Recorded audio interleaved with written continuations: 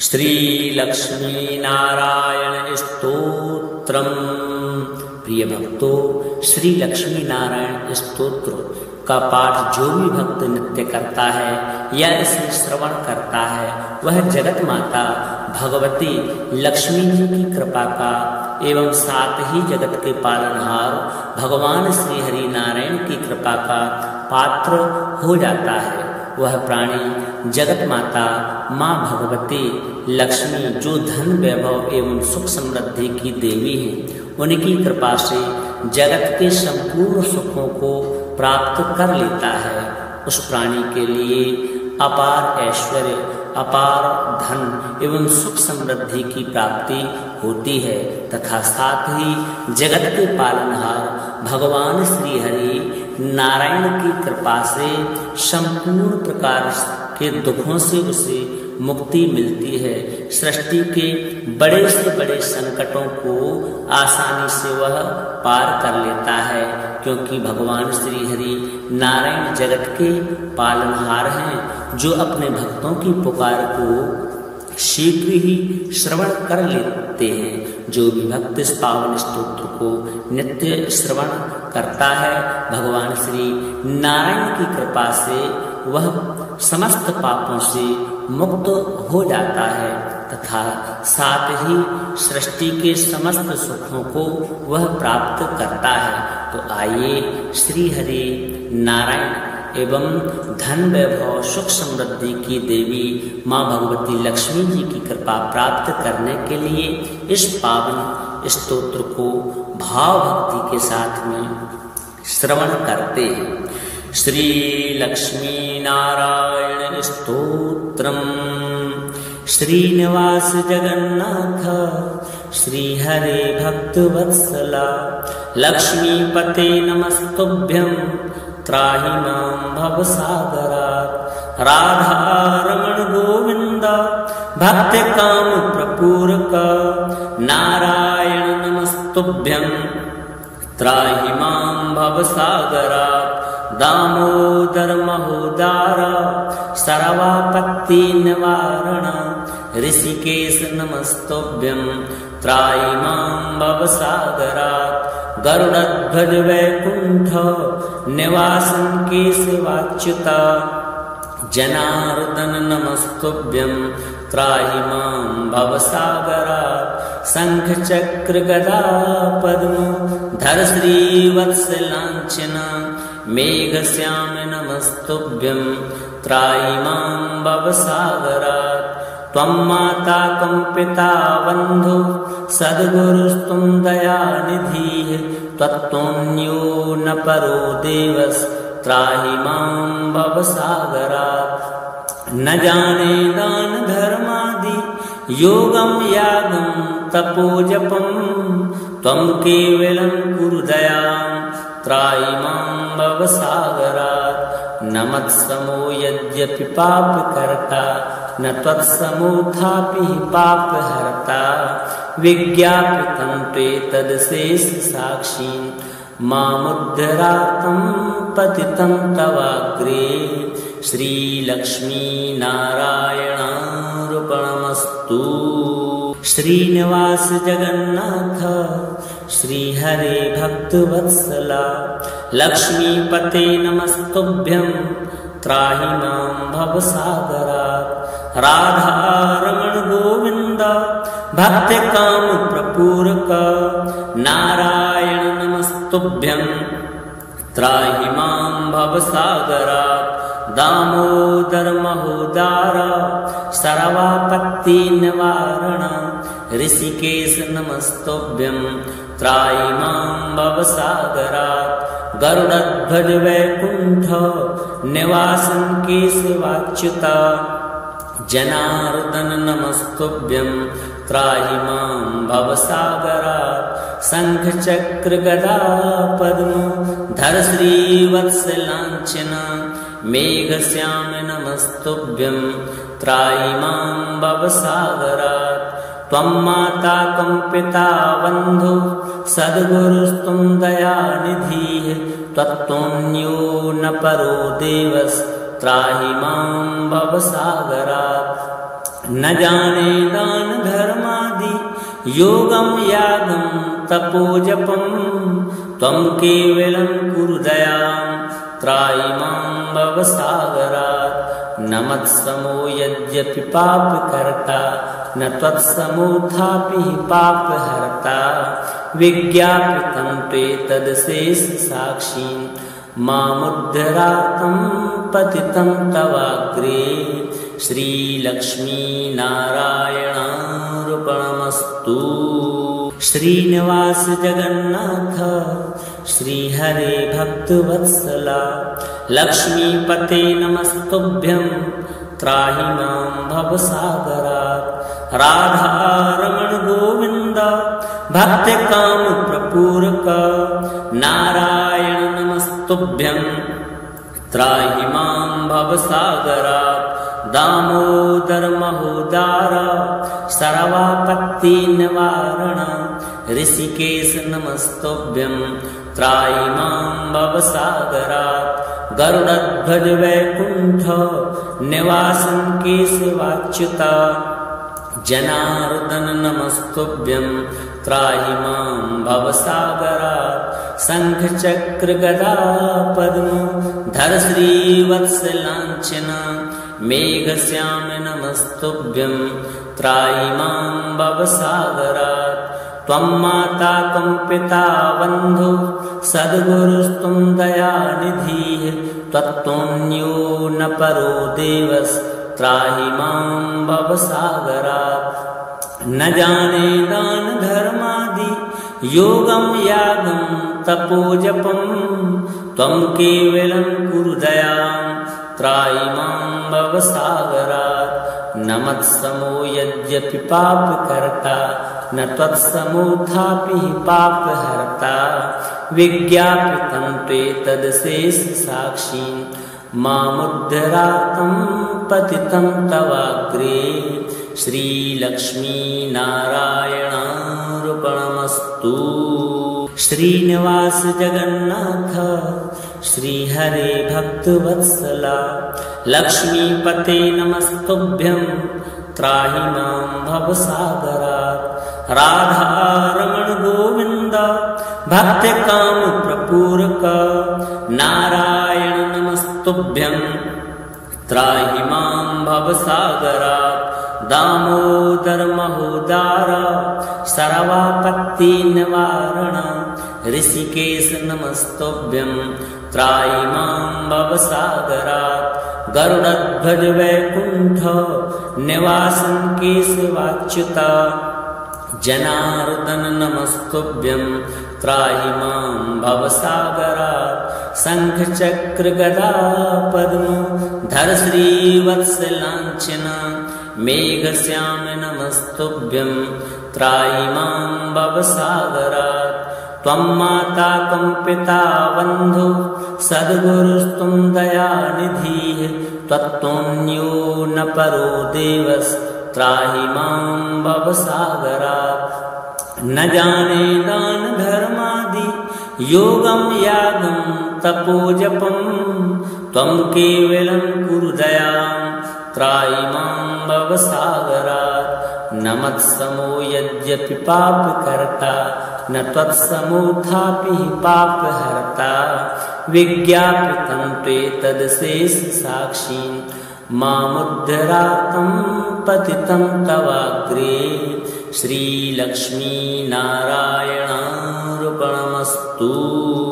श्रीनिवास जगन्नाथ श्रीहरे भक्तवत्सला लक्ष्मीपते नमस्तुभ्यं त्राहि मां भवसागरात्। राधारमण गोविन्द भक्तकामप्रपूरक नारायण नमस्तुभ्यं त्राहि मां भवसागरात्। दामोदर महोदार सर्वापत्ति निवारण ऋषिकेश नमस्तुभ्यं त्राहि मां भवसागरात्।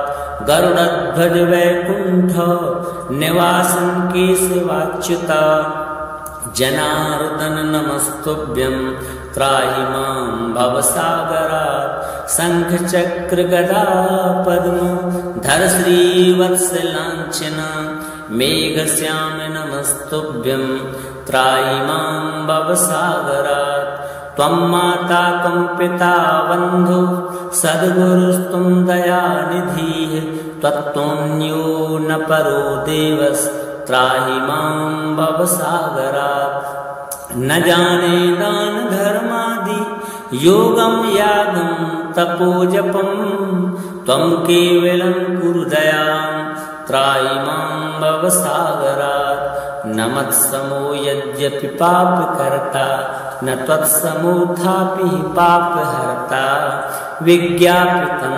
त्वेतदशेषसाक्षी मामुद्धरातं पतितं तवाग्रे श्रीलक्ष्मीनारायणार्पणमस्तु।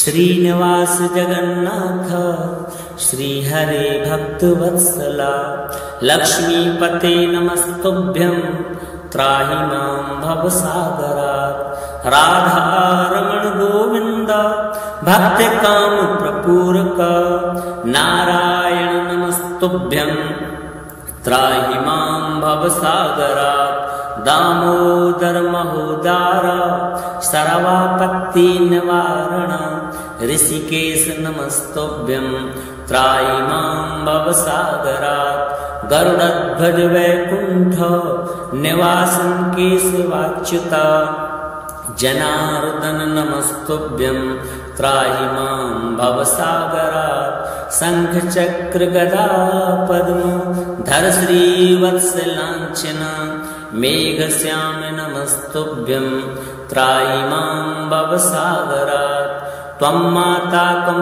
पिता बन्धु सद्गुरुस्त्वं दयानिधिः त्वत्तोऽन्यो न परो देवस्त्राहि मां भवसागरात् न जाने दान धर्मादि योगं यागं तपोजपं त्वं केवलं कुरु दयां त्राहि मां भवसागरात् न मत्समो यद्यपि पापकर्ता न त्वत्समोऽथापि पापहर्ता विज्ञापितं त्वेतदशेषसाक्षी मामुद्धरातं पतितं तवाग्रे श्रीलक्ष्मीनारायणार्पणमस्तु। श्रीनिवास जगन्नाथ श्रीहरे भक्तवत्सला लक्ष्मीपते नमस्तुभ्यं त्राहि मां भवसागरात् राधारमण गोविन्द भक्तकामप्रपूरक नारायण नमस्तुभ्यं त्राहि मां भवसागरात् दामोदर महोदार सर्वापत्ति निवारण ऋषिकेश नमस्तुभ्यं त्राहि मां भवसागरात् गरुडध्वज वैकुण्ठ निवासन केशवाच्युत जनार्दन नमस्तुभ्यं त्राहि मां भवसागरात् शङ्खचक्रगदा पद्मो धर श्रीवत्सलाञ्छन मेघश्याम नमस्तुभ्यं त्राहि मां भवसागरात् त्वं माता त्वं पिता बन्धु सद्गुरुस्त्वं दयानिधिः त्वत्तोऽन्यो न परो देवस्त्राहि मां भवसागरात् न जाने दान धर्मादि योगं यागं तपोजपं त्वं केवलं कुरु दयां त्राहि मां भवसागरात् न मत्समो यद्यपि पापकर्ता न त्वत्समोऽथापि पापहर्ता विज्ञापितं त्वेतदशेषसाक्षी मामुद्धरातं पतितं तवाग्रे श्रीलक्ष्मीनारायणार्पणमस्तु। श्रीनिवास जगन्नाथ श्रीहरे भक्तवत्सला लक्ष्मीपते नमस्तुभ्यं त्राहि मां भवसागरात् राधारमण गोविन्द भक्तकामप्रपूरक नारायण नमस्तुभ्यं त्राहि मां भवसागरात् दामोदर महोदार सर्वापत्ति निवारण ऋषिकेश नमस्तुभ्यं त्राहि मां भवसागरात् गरुडध्वज वैकुंठ निवासन केशवाच्युत जनार्दन नमस्तुभ्यं त्राहि मां भवसागरात् शंख चक्र गदा पद्म धर श्रीवत्सलांछन मेघश्याम नमस्तुभ्यं त्राहि मां भवसागरात् त्वं माता त्वं पिता बन्धु सद्गुरुस्त्वं दयानिधिः त्वत्तोऽन्यो न परो देवस् त्राहि मां भवसागरात् न जाने दान धर्मादि योगं यागं तपोजपं त्वं केवलं कुरु दयां त्राहि मां भवसागरात् न मत्समो यद्यपि पापकर्ता न त्वत्समोऽथापि पापहर्ता विज्ञापितं त्वेतदशेषसाक्षी मामुद्धरातं पतितं तवाग्रे श्रीलक्ष्मीनारायणार्पणमस्तु। श्रीनिवास जगन्नाथ श्रीहरे भक्तवत्सला लक्ष्मीपते नमस्तुभ्यं त्राहि मां भवसागरात् राधारमण गोविन्द भक्तकाम प्रपूरक नारायण नमस्तुभ्यं त्राहि मां भवसागरात् दामोदर महोदार सर्वापत्ति निवारण ऋषिकेश नमस्तुभ्यं त्राहि मां भवसागरात् गरुडध्वज वैकुंठ निवासन केशवाच्युत जनार्दन नमस्तुभ्यं त्राहि मां भवसागरात् शंख चक्र गदा पद्म धर श्रीवत्सलांछन मेघश्याम नमस्तुभ्यं त्राहि मां भवसागरात् त्वं माता त्वं पिता बन्धु सद्गुरुस्त्वं दयानिधिः त्वत्तोऽन्यो न परो देवस् त्राहि मां भवसागरात् न जाने दान धर्मादि योगं यागं तपोजपं त्वं केवलं कुरु दयां त्राहि मां भवसागरात् न मत्समो यद्यपि पापकर्ता न त्वत्समोऽथापि पापहर्ता विज्ञापितं त्वेतदशेषसाक्षी मामुद्धरातं पतितं तवाग्रे श्रीलक्ष्मीनारायणार्पणमस्तु।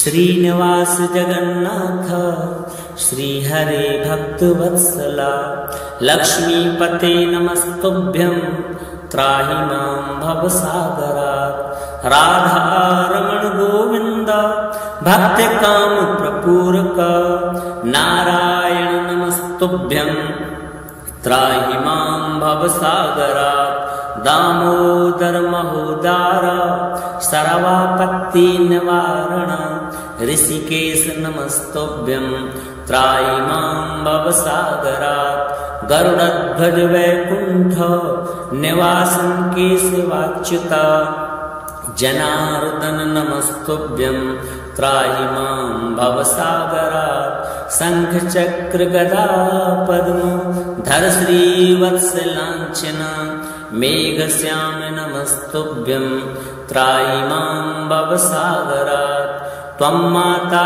त्वं पिता बन्धु सद्गुरुस्त्वं दयानिधिः त्वत्तोऽन्यो न परो देवस् त्राहि मां भवसागरात् न जाने दान धर्मादि योगं यागं तपोजपं त्वं केवलं कुरु दयां त्राहि मां भवसागरात् न मत्समो यद्यपि पापकर्ता न त्वत्समोऽथापि पापहर्ता विज्ञापितं त्वेतदशेषसाक्षी मामुद्धरातं पतितं तवाग्रे श्रीलक्ष्मीनारायणार्पणमस्तु।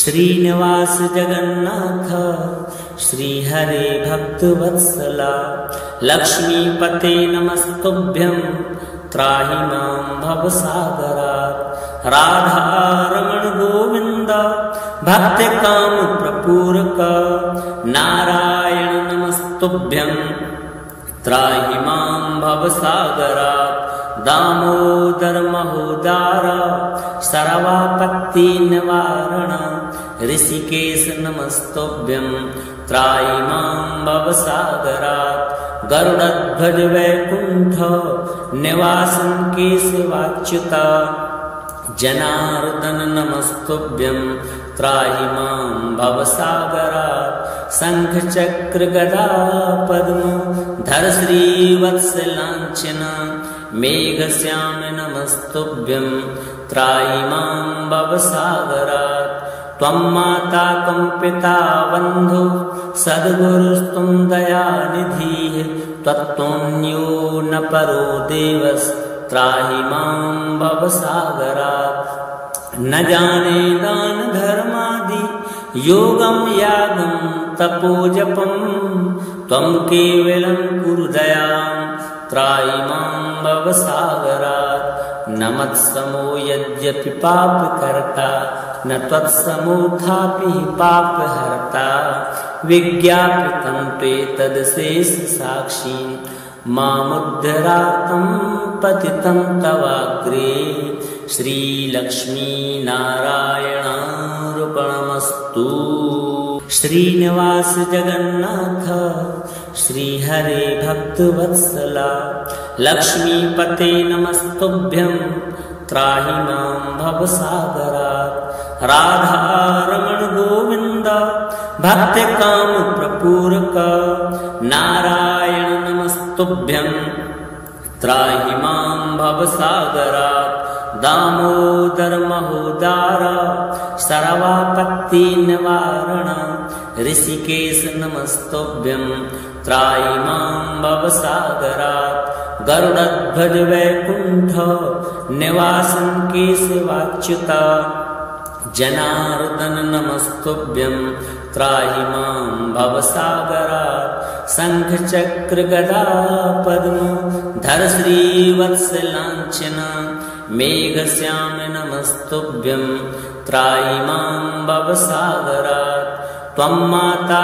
त्वं पिता बन्धु सद्गुरुस्त्वं दयानिधिः त्वत्तोऽन्यो न परो देवस् त्राहि मां भवसागरात् न जाने दान धर्मादि योगं यागं तपोजपं त्वं केवलं कुरु दयां त्राहि मां भवसागरात् न मत्समो यद्यपि पापकर्ता न त्वत्समोऽथापि पापहर्ता विज्ञापितं त्वेतदशेषसाक्षी मामुद्धरातं पतितं तवाग्रे श्रीलक्ष्मीनारायणार्पणमस्तु। श्रीनिवास जगन्नाथ श्रीहरे भक्तवत्सला लक्ष्मीपते नमस्तुभ्यं त्राहि मां भवसागरात् राधारमण गोविन्द भक्तकामप्रपूरक नारायण नमस्तुभ्यं त्राहि मां भवसागरात् दामोदर महोदार सर्वापत्ति निवारण ऋषिकेश नमस्तुभ्यं त्राहि मां भवसागरात् गरुडध्वज वैकुंठ निवासन केशवाच्युता जनार्दन नमस्तुभ्यं त्राहि मां भवसागरात् शंख चक्र गदा पद्म धर श्रीवत्सलांछन मेघश्याम नमस्तुभ्यं त्राहि मां भवसागरात् त्वं माता त्वं पिता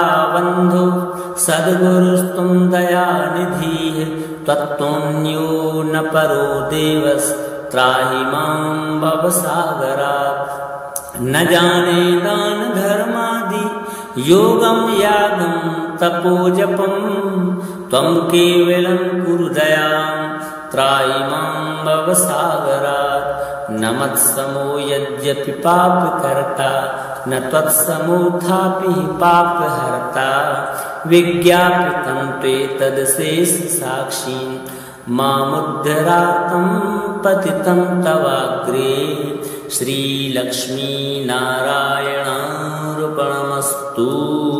श्रीनिवास जगन्नाथ श्रीहरे भक्तवत्सला लक्ष्मीपते नमस्तुभ्यं त्राहि मां भवसागरात्।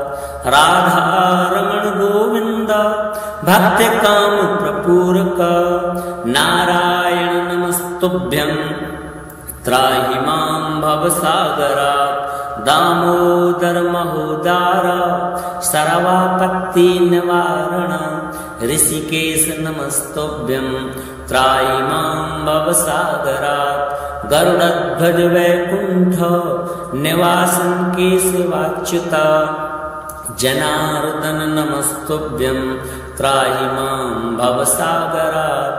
शंख चक्र गदा पद्म धर श्रीवत्सलाञ्छन मेघश्याम नमस्तुभ्यं त्राहि मां भवसागरात्।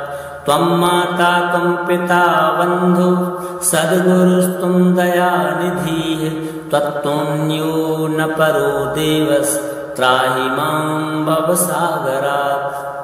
न जाने दान धर्मादि योगं यागं तपोजपं त्वं केवलं कुरु दयां त्राहि मां भवसागरात्।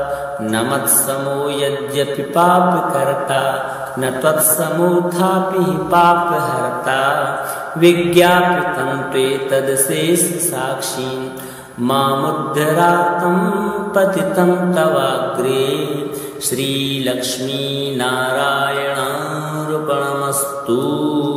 श्रीनिवास जगन्नाथ श्रीहरे भक्तवत्सला लक्ष्मीपते नमस्तुभ्यं त्राहि मां भवसागरात्।